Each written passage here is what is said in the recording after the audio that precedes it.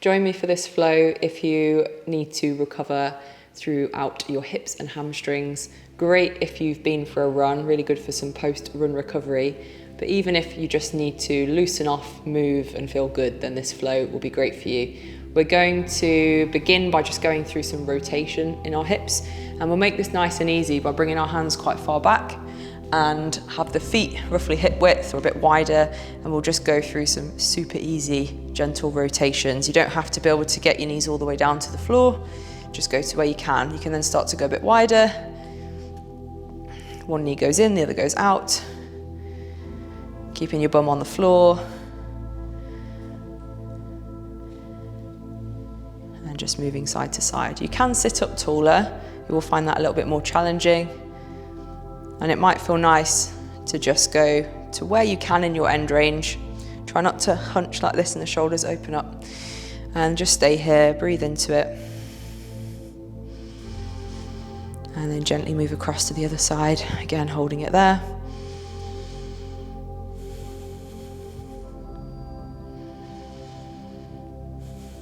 Once more each side.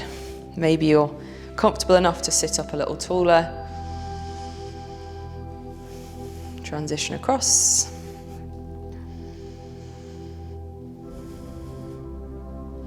And then on the next one, we're just going to face the front shin and hinge slightly over, so you'll get stretched into the outer hip.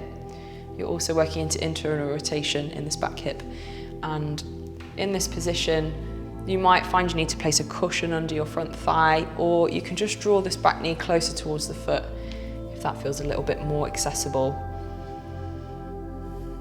From there, we'll go across to the other side.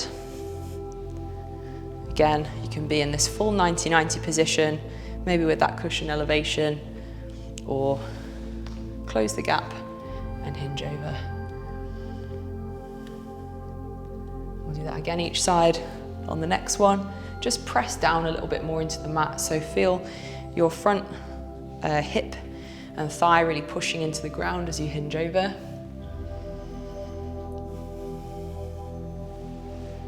And then coming up, same on the other side.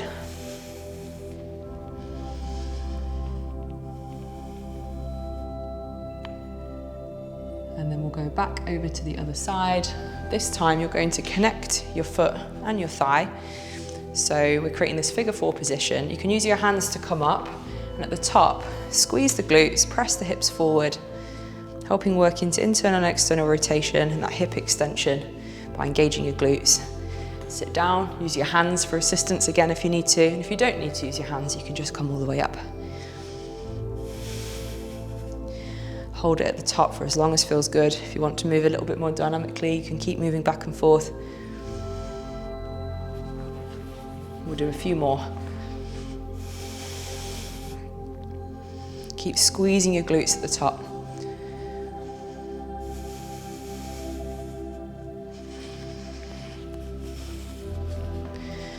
Great movement sequence to help work on that hip rotation and hip extension. If you struggle with things like a tight sort of lower back, we want to be working on that hip rotation and extension as well. So we're actually activating the glutes and the hamstrings well. It stops us then hinging into the lower back as we run. Once more onto the other side. And then from here, in your own way, whoever's comfortable, we'll just come out and go into a tabletop position. I'm going to bring one foot forward and tuck the bum under, press your hips forward, feel the stretch into the front of the thigh and into the hip flexors. And we want the intention of engaging the glutes again, so that hip is really pressing ahead. At the same time, you can gently pull your front heel towards you, and you should feel a deeper stretch. Focus on your breathing, gentle inhales and exhales through your nose.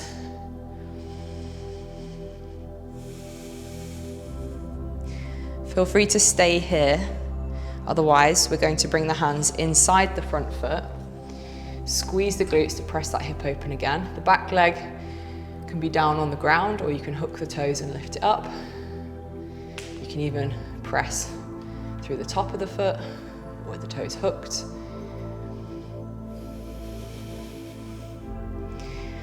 From this position, we're going to lift the back foot and then reach the opposite arm back, adding a twist as well as really opening the hips.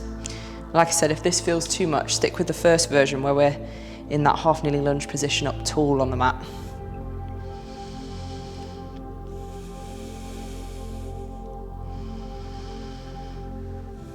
Great way to actually open into the shoulder and the chest too. So really open and lead with the chest looking back. And then we're just going to let go from there. Bring the hands down onto the ground, step that leg back, and do the same on the other side. So bring your other foot forward, tuck your bum under, press the hip open. So bum tucks under, feel the glutes engage, push the hip forward, gently pull your front heel back towards you. Stay here and breathe.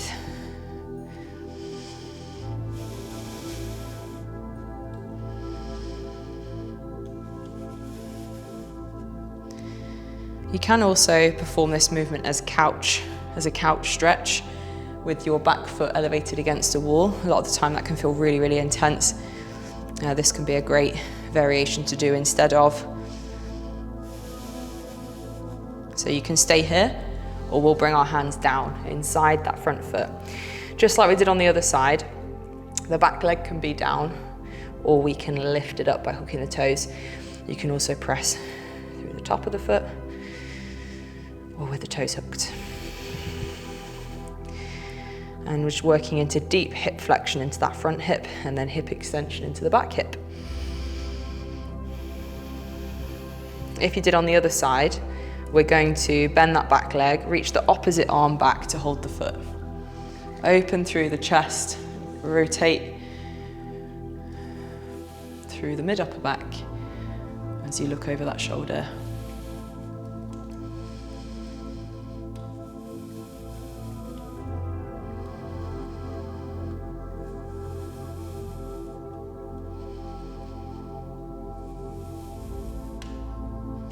And then gently release. We're going to take that front leg back.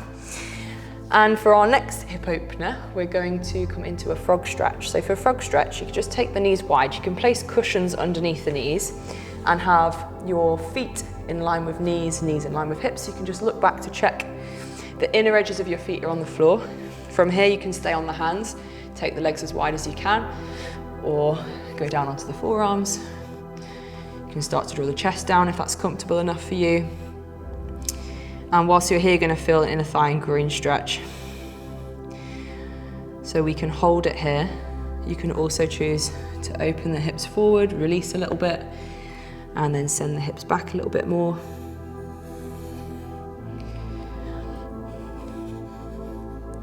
Keep breathing gently. Might feel nice as you come forwards, bring the toes to touch, then send the bum back. Bring the hips forwards, take the feet out wide, send the butt back again.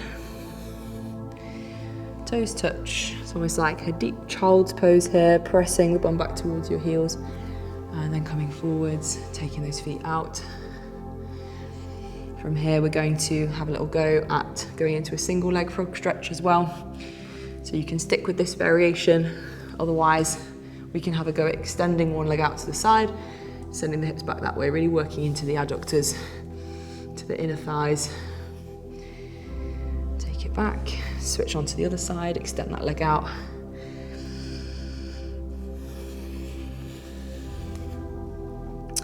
Into a little bit of a hip flow. So frog stretch, single leg frog, back into frog, single leg frog again, and then toes together, send your bum back. Let's do that one more time. So we're in our frog. From here, one leg out to the side. You can hold it here for a little bit if that feels good.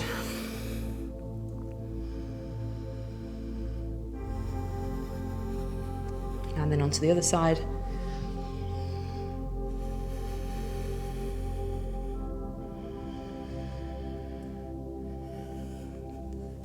And then come back, bring the feet together, send the bum back.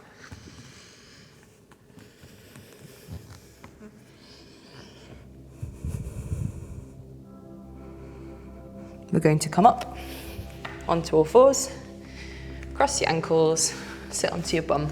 A resistance band or a yoga strap will come in handy here. We're going to work into our hamstrings a little bit more whilst lying down. So bring yourself down onto the mat and we'll bend one leg, draw it in towards us, hook the strap or band around your foot, straighten your bottom leg, and then from here, all we're going to do is extend that leg up with the foot flexed. Now, your leg might not be this high, so you might be further away, that's okay. You can have a slight bend in the knee, and then we're just going to bend that leg back in, bring it back up, and at the top, we're going to point the foot, shortening and lengthening the calves. Bring that knee back in, and up, and flex it. And over time, you can start to draw that leg closer towards you, if it's able to. But just move gently.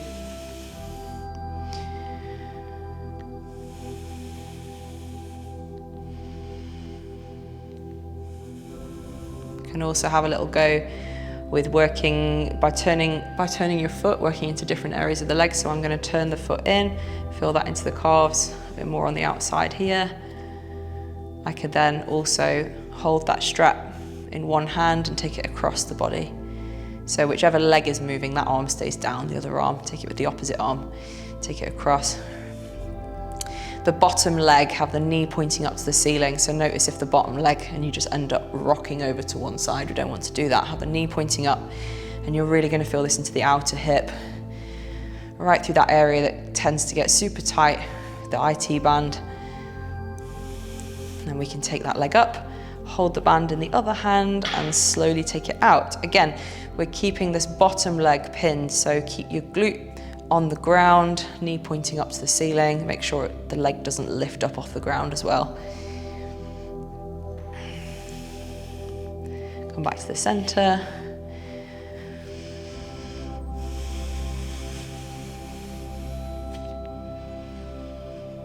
And then let's go again once more, and then we'll switch sides. So roll the foot in. You can hold it here for a bit, maybe start to take it across the body.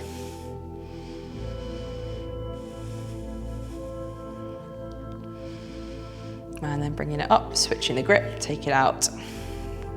Keeping that bottom leg pinned to the mat.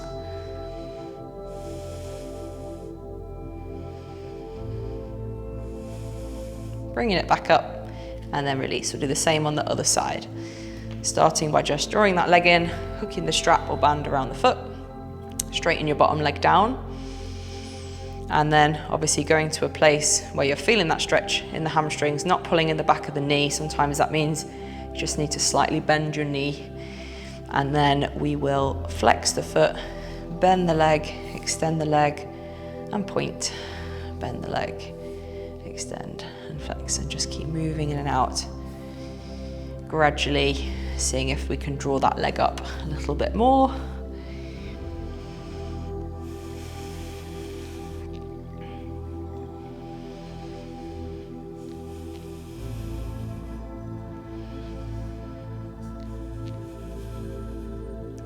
We'll then have a go at rolling that foot in, holding onto the band with one hand, with the opposite hand and the leg that's in the air, slowly taking it across. Keep both shoulders on the ground. The bottom leg, the one that's straight on the floor, have the knee pointing up to the ceiling. Don't let it roll out and just drop to the side.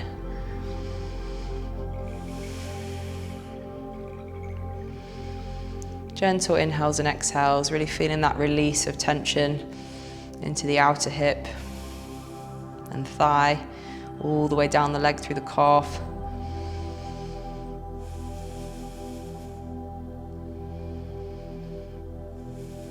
And we'll take that leg up, switch the grip, and open it out to the opposite side.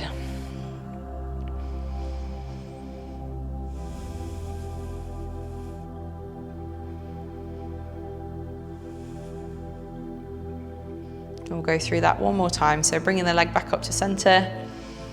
Maybe you're able to draw that leg a bit higher, but if not, then just keep it further away from here. You don't have to be able to pull your leg all the way up here. And then we'll just go point and flex the foot. Changing position at the top.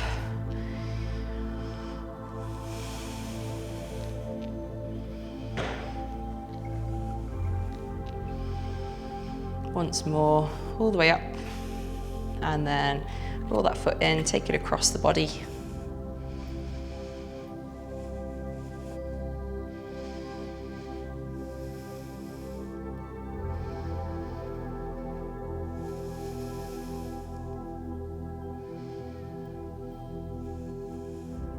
Slowly bring it up and then take it out. Keeping that bottom leg grounded.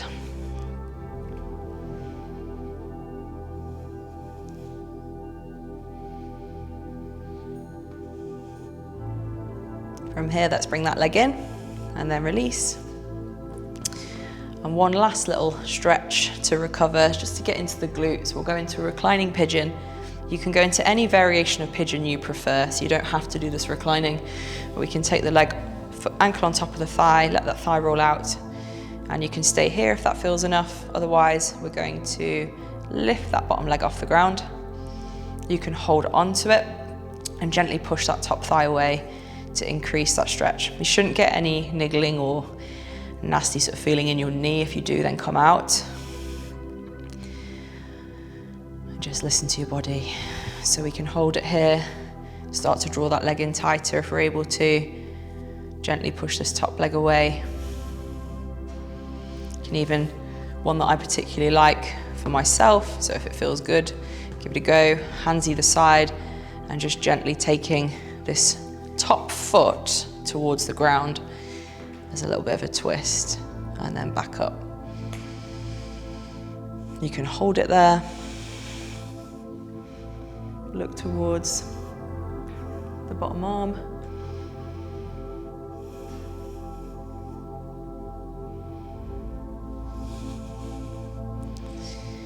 And then we'll switch to the other side and do the same. So again, just holding it here first, seeing how that feels, then maybe drawing the legs in, holding the thigh, gently pressing the top thigh away. Gentle inhales and exhales. And then of course, stay here, gradually deepening that stretch, or if it felt good, taking that top foot towards the ground, adding a twist.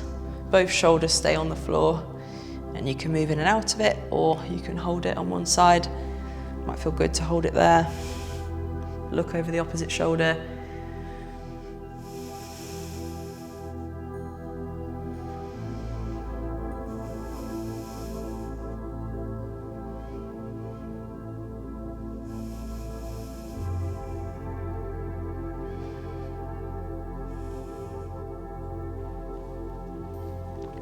Gently draw it back in again. And then obviously you can stay there as long as you like if you feel that you need a little bit longer in pigeon. Otherwise, just bring yourself down and relax. You can have feet together, knees open. Just give yourself a little bit of a chance to let the body just sink into the ground. And stay here as long as you like.